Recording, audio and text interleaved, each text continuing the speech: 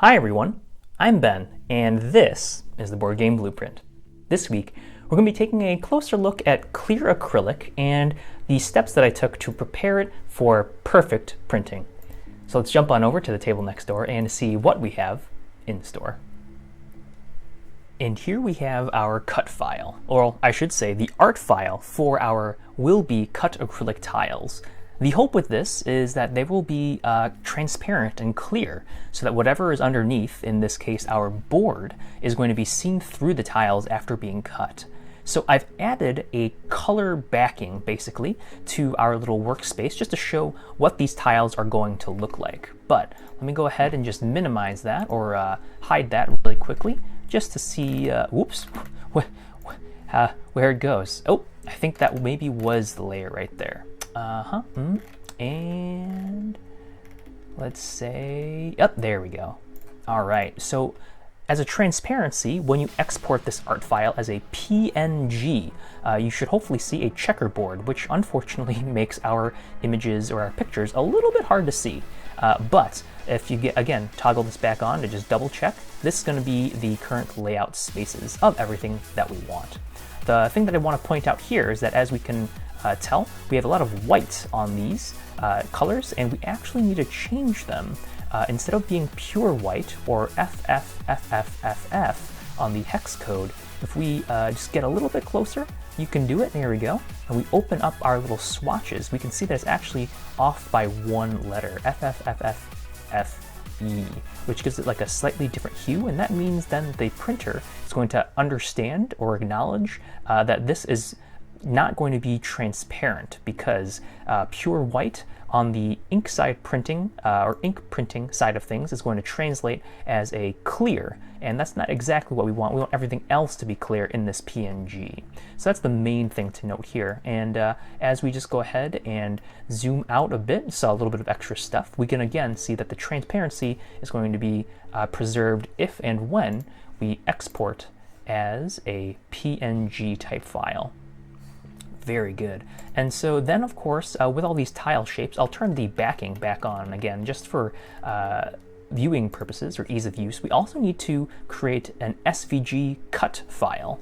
And what an SVG essentially is a bunch of paths that you'll want to align again with your artwork. So essentially for acrylics, there is no bleed. That's one thing that you have to kind of make sure of about, because acrylic, you can go up to the edge. You just run the risk of the laser that's going to be cutting all these shapes to kind of heat and curl the ink. So the recommended distance is 2 millimeters from the edge of your cuts when you are printing art or ink on those things. And just to kind of quickly show, if we copy this and then paste it, we should see, yep, as we scroll in, a 2 millimeter border, or like kind of safety zone area that we had to create ourselves, because again, these shapes are going to be custom to you.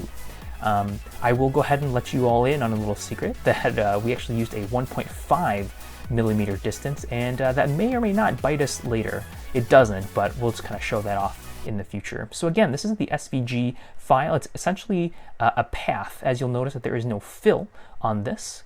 And if we go, yep, again, back to our whole sheet of them, you just have to export this as an SVG. If you were working with your SVG path files on the same artboard or space as your artwork, you have to make sure to delete everything that is not the path when exporting your SVG. So what I like to do is just basically save beforehand, just to make sure that everything's going to be okay. Highlight everything that isn't going to be these cuts, delete, and then, yep, just File, Export, and instead go to SVG and export from here. So you should have, yeah, both of those available. Now, if you don't have a membership to Component Studio, what you'll also need to do is optimize, or at least include nicks or breaks in the laser cut path, so that the pieces don't just immediately fall out while being cut. I haven't had any issues so far with that being a huge hurdle in terms of, well, again, using the Component Studio version. But essentially what you'll want to do here is, I think, add little nodes to your cut path, or to your path itself, and then you'll want to break So I'm just adding literally points using the direct selection tool. Once we have those, we can actually, while the path is still selected, go ahead and break the curve. This should be easily accomplishable in Adobe Illustrator as well, and Inkscape. Those ones I'm not as versed with as of late. I've been using Affinity Designer myself. Not a sponsored video, but that's sort of the idea. And then what you want to do is then distance these nicks here. So I'm going to zoom in a little bit here. Yep. And we want to try to make sure that the path width is 0.01, 0.01, I believe, of a distance. So again, zooming in forward, you can see that I actually went the wrong way, but I'll just kind of quickly rectify that by going, the other way. Let's see. I just need to break it again, I think. So let's try that. Break curve again. Okay. And with any luck, we should be able to delete that other part. Okay. Yes. Yeah, perfect. Okay. And as long as that is 0.1 distance away, I like to just kind of draw out a new rectangle and change that width to what we need. So 0.01. All right. And that's all, again, that's going to be required. You can totally inch it up closer as you need. There we go, something like that. And you just want to do that at least 4 times around your entire shape. So that can get a little bit cumbersome. If you are very smart, you could do this just once and then copy paste the rest of them to where you need them to go. But essentially that's going to be the nicks that we want to add, and you'll also want to add a little bit of directionality to make sure that your path doesn't kind of crisscross over itself too many times and save on the laser cutting cost.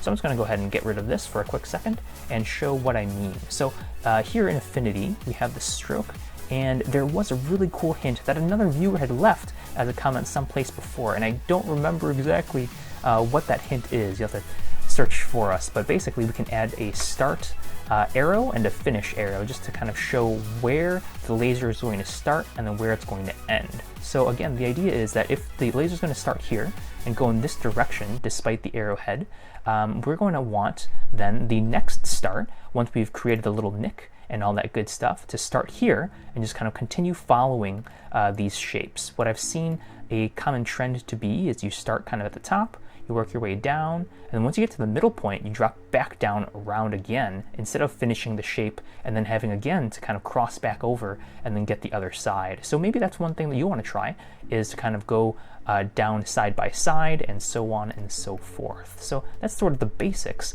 of SVG cut optimization. Definitely going to take a couple hours of practice. I should say a couple minutes of practice, depending on how complex your shapes are. But you'll definitely get the hang of it the more that you stick around to do it. I, again, am lazy and have hired out, so to speak, Component Studio to take care of that for me. But that is going to be, one other step for preparation, file preparation. I believe that's everything that we have to go over here. So again, when you're exporting, make sure that your artwork, if it's going to be clear, doesn't have your path on there. Otherwise, it's going to actually print that color. Make sure that you don't have the background either. And then saving as a PNG, which preserves your transparency. That's going to be pretty much what you need. And there is one still other step. You'll also, or at least for us, want a back side, a reflected side as well. So the easiest way to do that is just to highlight everything here. For me, it's going to be right click, transform, and then flip horizontal. Boom, just export this, save it slightly different with a name like something about laser cut file or laser cut art, parentheses back. So then that way, when you go into TGC to upload, you'll have both versions ready for us. In fact, we'll just kind of hop on over to that. And here we are, hopefully familiar page to many of you, the game make page. And when we're having all of our different components, essentially we're going to pick either our acrylic and whatnot, and then be able to drag and drop our files in. So let's go ahead and start off with this first one here, just to show us what we mean. Okay, all right, so it can be a little bit hard to see anything just based on the images and how light they are, but we'll go ahead and basically choose our cut file. And again, that's going to be the SVG. So you're just going to kind of go into here. Oh boy, I'm going to show all my craziness here. Yep. And then you're going to pick whichever optimized file you want. Okay, so that's going to be the first option that pops up. It's going to be the SVG, which is again that red cut file with the paths and the nicks and everything like that. So once you've got that uploaded, then you'll want to upload your pictures. So yep, again, if we hover over, we can see what our shapes are going to look like. And then we have it for both sides, again, with the reflected one as well. And from here, then, the best part is going to be to make sure that everything looks right. So we go to proofing, the little eyeball here, and we'll see, yeah, the artwork as should hopefully be shown. So we have our little, yep, art there. And one thing, it might look a little bit light despite our darkening. So if we disable the color filter, this is kind of the original view. And then by turning it on, enabling the color filter, we get an idea of how it's likely to turn out when it prints. Our transparency appears gray in the TGC editor because as we sort of saw with the checkerboard, it might be really, really confusing, but this is going to be, yeah, basically our test. So we can just make sure that the paths line up where we want them to. We still got that bleed, which is great. And yeah, the SVG path is again going to kind of show us where everything is going to be cut. And everything looks to be in the right positions because we essentially just copy pasted from one of our working spaces in our image editor onto another one of the same size and dimensions. Again, if you're doing an SVG on the same file as the artwork, or I should say in the same like workspace or artboard, just make sure that you delete everything else underneath it when saving or exporting out that SVG file. All right, so yeah, we can kind of approve that. This one's already been approved, so I'm gonna hit done. But then yeah, we can hit the back side as well and just make sure that it's reflected. You can see that the laser cuts are on the other side. And yep, as we can see, these have also been preserved onto the opposite ends as well, which is just wonderful, exactly what we want. So everything looks right on this side, and basically we just need to place the order to see how it all comes out. And after all our hard work, this is what we get. Just kidding. But I just want to point out that, again, the large acrylic sheet will have paper on the back side of it, I believe, if it wasn't double side printed or if it is clear acrylic. And again, we'll go into why that is in just a second. So just know that there will be, yeah, some protective material on the sheet. And luckily for us, all the tiles came out pretty darn nicely. So let's just take a quick close-up look on these, and I left the paper on them just to kind of maybe illustrate a little bit better how much the drift was present or not. So again, these tiles were actually mathematicized to have a 1.5 millimeter distance from the edge instead of 2. You can get away with that if you're up to the risk. That's entirely your call. But yeah, as we can kind of see in comparison, it looks like that these tiles were a little bit more, like ever so slightly down south a little bit from the top. So yeah, that's just kind of, again, one thing that we want to be aware of. But when it comes to the clear acrylic, the way that this works is that it's printed on the bottom of that single side of the material, and then it's printed again on top with the kind of face reflected artwork. So for, again, clear acrylic, that's just one thing that you want to know. You can still see, of course, through, and if we didn't have a bottom layer, this would appear white as the base coat of the acrylic printing. But because we did put two sides of artwork on there, we can see, yeah, both nicely on either side, which works perfectly well for this particular design and game. What's also great is, of course, again, because we used the off-white color for the whites, it did print off this way.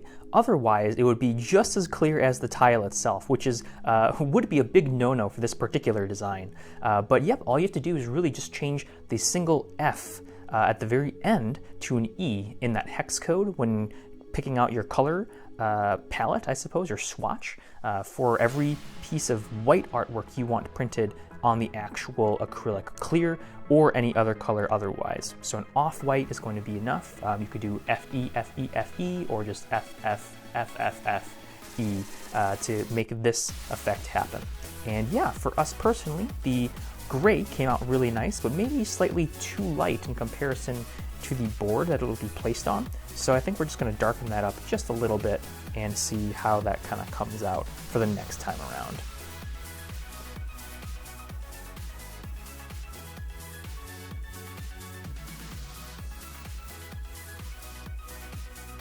and I hope that showed you some of the awesomely cool results that you can get out of using the custom printed acrylic from TGC. Of course, their super informational video will be linked in the description for your further perusal and viewing in case I missed one or two things that are totally worth going into. If you like this video, please give it a thumbs up, hit that subscribe button, and click that bell icon so that you can stay notified about when the next video goes up. As always, I'm Ben. This has been another episode of the Board Game Blueprint. Together, let's build something great.